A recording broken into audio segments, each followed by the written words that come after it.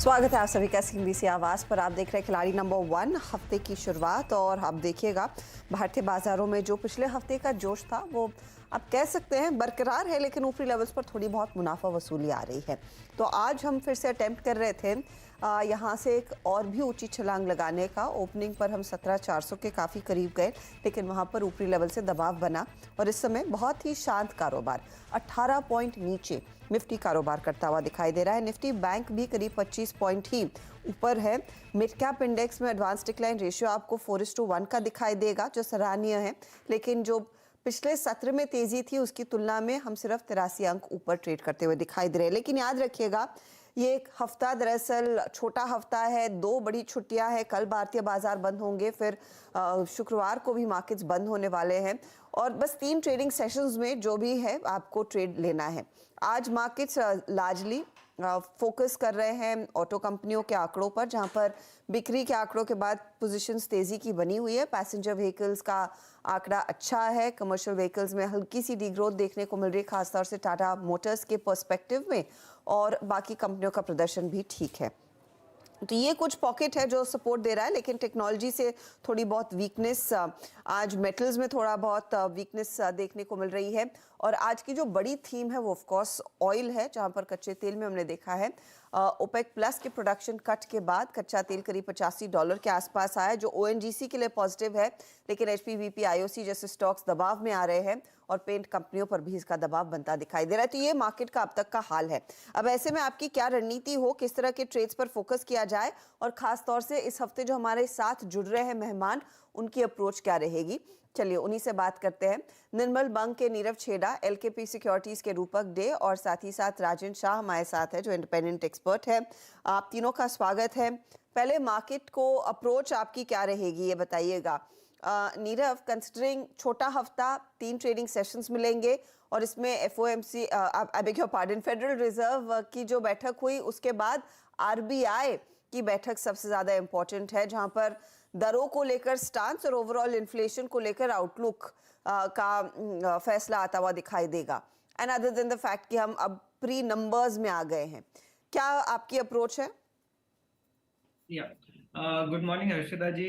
देखिए, निफ्टी ने एक बहुत बढ़िया रिवर्सल दिया लोअर लेवल से, फ्रॉम 16950 और, मगर ये याद रखना है कि एक लोअर ट्रेंडिंग चैनल में निफ्टी चल रहा है, जिसका अपर बैंड करीब करीब 17,500 550 के पास है।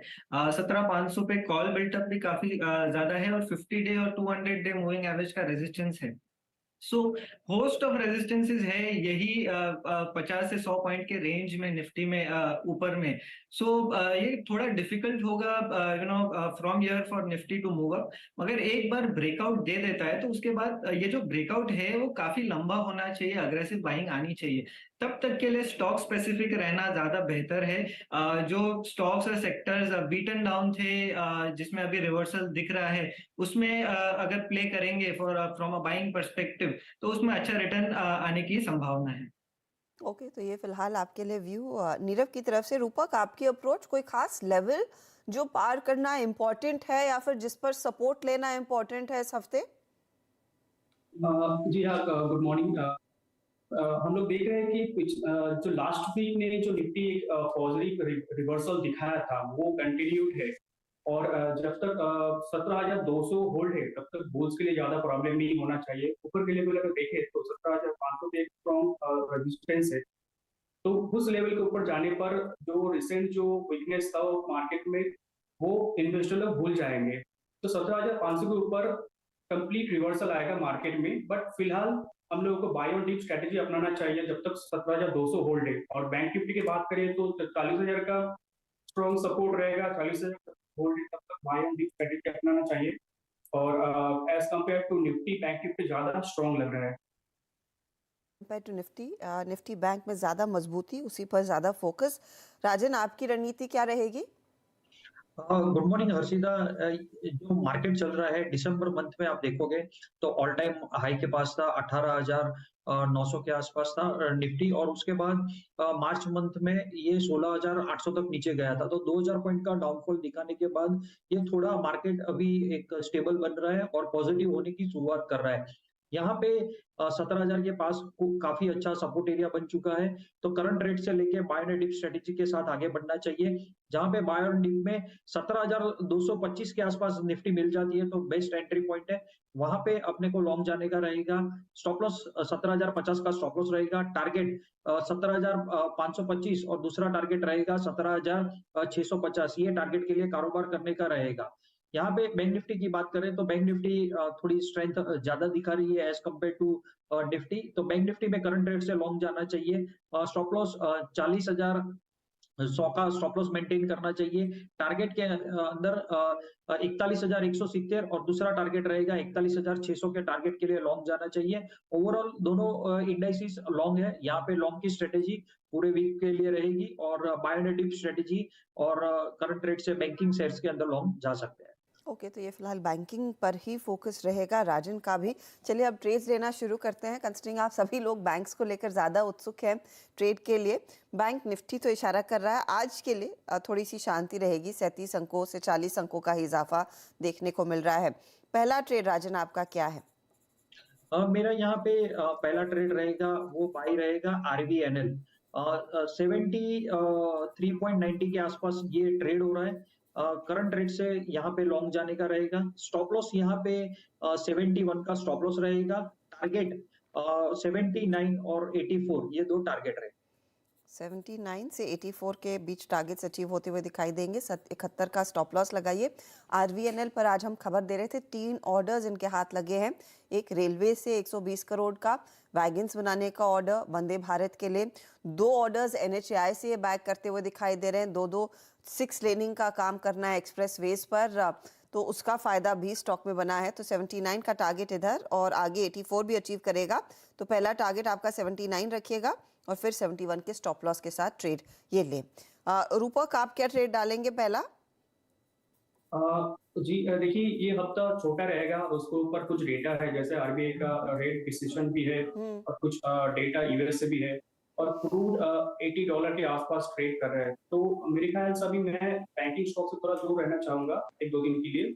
तो मेरा पहला स्टॉक रहेगा सोनाटा सॉफ्टवेयर। स्टॉक ने कंसोलिडेशन हाई को ब्रेक किया और मेरे ख्याल से शॉर्ट टर्म में 960 तक जा सकता है। एक स्टॉप लॉस मेंटेन करना रहेगा 837 का। 837 आपने कहा स्टॉप लॉस? 837 ओके, और टारगेट 916 और टारगेट रहेगा 960। 960, you're saying 960 or 916 रूपक?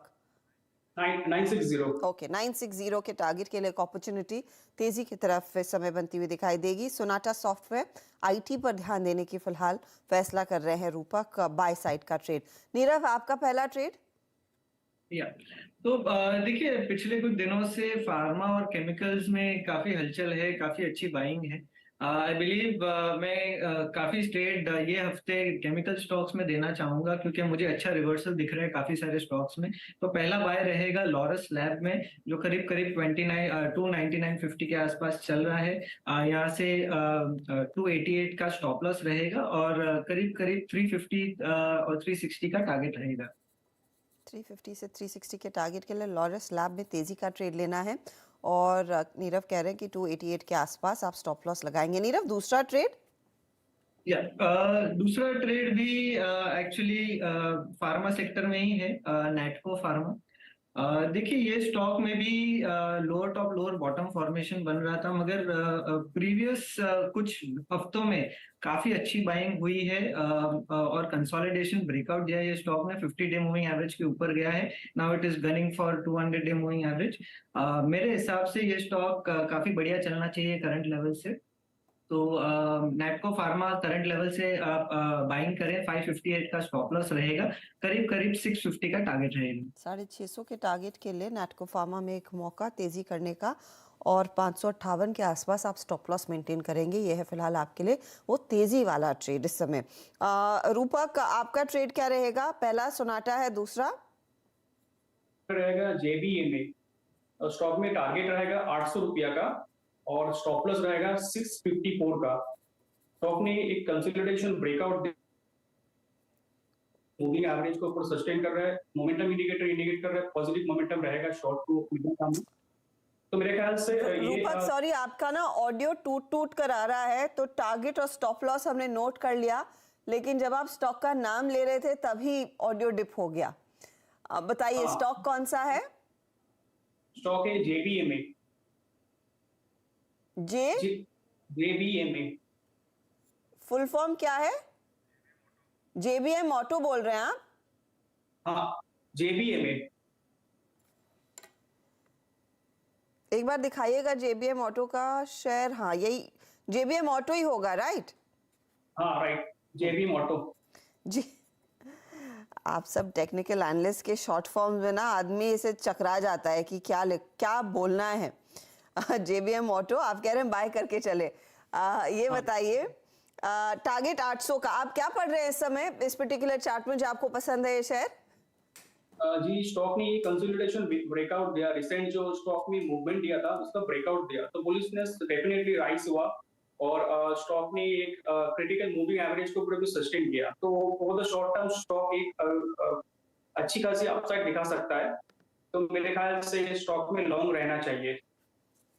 ओके, तेजी वाला ट्रेड JBM ऑटो बिक्री के आंकड़े वैसे भी आ गए हैं ज्यादातर और अच्छी पिकअप देखने को मिला है कुछ सेक्टर्स में, तो 4.5% ऊपर है, तो इसीलिए टारगेट अब 800 का और 650 के आसपास स्टॉप लॉस रखेंगे JBM ऑटो, या फिर जैसे टेक्निकल जानकारी से कहते हैं JBMA, which perhaps is the code. Rajan बताइए क्या स्टॉक जोड़ेंगे आप? मैं यहाँ पे फेडरल बैंक को ऐड करूंगा।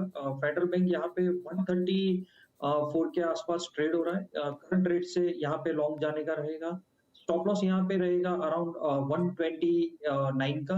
129 के स्टॉप लॉस से लॉन्ग जाइए। टारगेट रहेगा यहाँ पे 140 का टारगेट रहेगा। 140 के टारगेट के लिए फेडरल बैंक में तेजी करके चले। और आज हमने देखा है दो बैंकों के दरअसल प्रोविजनल अपडेट्स आए हैं Q4 के लिए, CSB और कर्नाटक, और दोनों में हमने देखा है कुछ पिकअप देखने को मिला है ओवरऑल बिजनेस में, लोन ग्रोथ में, कासा रेशियोज में। अब फेडरल बैंक रेडार पर रखें।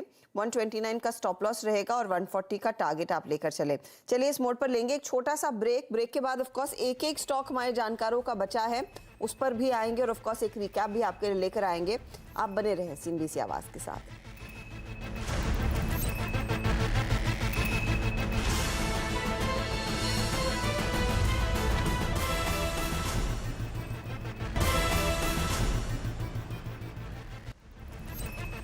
आप देख रहे हैं खिलाड़ी नंबर 1। बाजार की चाल में फिलहाल कोई बदलाव नहीं। निफ्टी बैंक अब हल्के से नेगेटिव टेरिटरी में आ गया। कार्यक्रम की शुरुआत में करीब 40 पॉइंट ऊपर था, तो ये थोड़ा सा फ्लैट होता हुआ इस घंटे दबाव के लिहाज से ICICI बैंक हल्का सा दबाव में आना शुरू हो चुका है, लगभग 1% नीचे है।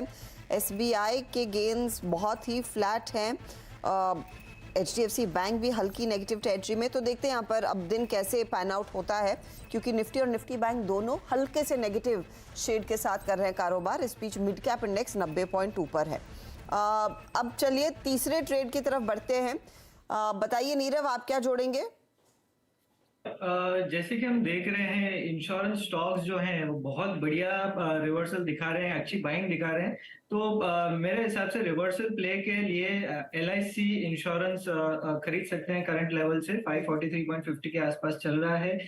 देखिए इसमें नीचे में वॉल्यूम्स काफी बढ़िया हुए हैं, अच्छी बाइंग हुई है और एक रिवर्सल इज इन प्लेस। जो मेजर इंडिकेटर्स हैं वो पॉजिटिव हो गए हैं फ्रॉम ओवरसोल्ड जोन, तो यहाँ से लग रहा है कि अच्छा खासा रुझान आ सकता है ऊपर में। तो यहाँ से आप बाइंग करें 528 का स्टॉप लॉस से और करीब 620 का टारगेट रहेगा। 620 के लिए LIC में एक मौका तेजी का बनता हुआ दिखाई देगा। 528 आपके लिए स्टॉप लॉस के तौर पर काम करेगा। स्टॉक है आज करीब तेजी में हल्की बढ़त देखने को मिल रही है इधर। राजन, आपका ट्रेड? मेरा यहाँ पे हर्षिदा लॉन्ग रहेगा महिंद्रा CIE। करंट रेट 356 के पास लॉन्ग जाने का रहेगा। टारगेट 380 400 रहेगा और स्टॉप लॉस 345 का रहेगा। 345 का स्टॉप लॉस, 380 के लिए महिंद्रा CIE में आप तेजी की पोजीशन लेकर चलें। बाय साइड का ट्रेड है। रूपक, आपकी बारी, आपका तीसरा ट्रेड। मेरा तीसरा ट्रेड रहेगा महिंद्रा हॉलीडे। स्टॉक में लॉन्ग कॉल रहेगा। और हम लोग देख रहे हैं कि स्टॉक कंसोलिडेशन ब्रेकआउट दिया डेली चार्ट में, क्रिटिकल मूविंग एवरेज को सस्टेन कर रहे हैं, मोमेंटम इंडिकेटर भी इंडिकेट कर रहे हैं positive momentum for the short term. तो मेरे ख्याल से स्टॉक शॉर्ट टर्म में 300 रुपया तक जा सकता है ऊपर, और नीचे एक स्टॉप लॉस मेंटेन करना पड़ेगा 267 पे। 267 का स्टॉप लॉस। और महिंद्रा हॉलिडेज 300 के लिए तेजी करके चले। जब राजन ने कहा महिंद्रा सीआई, और फिर रूपक आपको क्या लगा कि ये मेरा स्टॉक तो नहीं ले लिया? ऑफ कोर्स आपका महिंद्रा हॉलिडेज और आप राजन ने महिंद्रा सीआई दिया, क्योंकि ऐसी कई दफा होता है कि स्टॉक्स बात करते करते ही हाईजैक हो जाते हैं। अब की बारी हुआ नहीं है। चलिए क्या ट्रेड्स आए हैं देख लेते हैं, कितना फायदा इनके पोर्टफोलियो में बनेगा इस हफ्ते, उसका जायजा लेना शुरू करते हैं। तो नीरव ने लॉरस लैब पहला चुना है, 350 का टारगेट, 288 स्टॉप लॉस। फिर आया नैटको फार्मा, 650 का टारगेट और 558 का स्टॉप लॉस। फिर LIC पर इन्होंने दाव लगाया, 620 का टारगेट है और 528 का स्टॉप लॉस।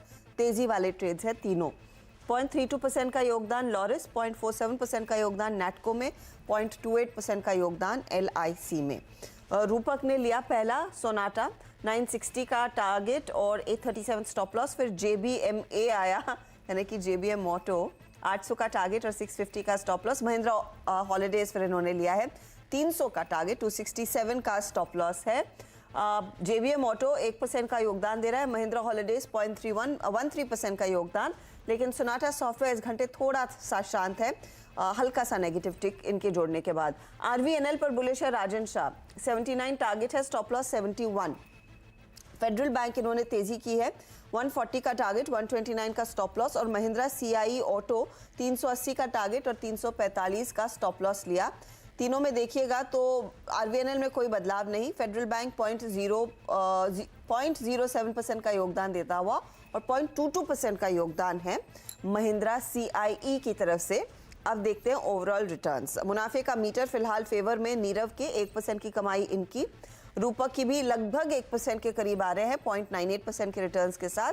राजन शाह की स्टार्ट थोड़ी सी शांत है, 0.3% के गेंस इनके बने हैं। बस खेल की शुरुआत है, लेकिन आज का पूरा दिन बाकी है, जहां पर कई और बदलाव देखने को मिलेंगे। 1 बजे अपडेट लेकर आएंगे मिड कैप मंत्र में, और ऑफ कोर्स फिर अगली मुलाकात आप तीनों से होगी मंगलवार को। तो मंगलवार नहीं, आई बेग योर पार्डन, बुधवार को, कल मंगलवार है, बुधवार को मुलाकात होगी। बुधवार और गुरुवार का सत्र है, जहां पर आप धमाकेदार ट्रेड्स और जोड़ सकते हैं। ऑल द बेस्ट इस हफ्ते के लिए। चले लेंगे एक छोटा सा ब्रेक के बाद फोकस कमोडिटी मार्केट के एक्शन पर, जहां पर आज सबसे बड़ी हेडलाइन मार्केट्स के लिए कमोडिटी से ही निकल कर आ रही है। ओपेक प्लस देशों ने जो प्रोडक्शन कट का फैसला लिया है, इससे प्राइसेस में और कितनी तेजी आएगी, क्या इम्पैक्ट रहेगा, इस सब पर होगी डिटेल में बातचीत आगे।